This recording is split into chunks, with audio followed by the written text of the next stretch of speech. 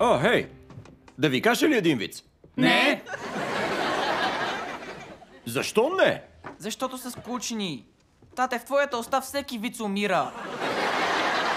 Мога да съм забавен. Забавно е, когато се опитваш да разкажеш виц. Да, това е забавно. Мили, изчакай и разкажи вица на обяд. Но ще обядвам в офиса. Аха. Не, знаете ли, този ще ви хареса.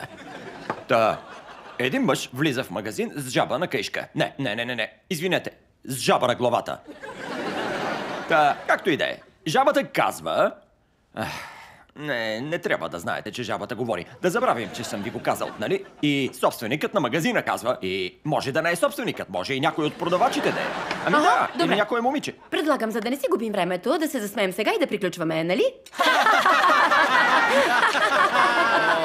Браво, тате! Стига, чакайте, не съм приключил. Да, но ние сме.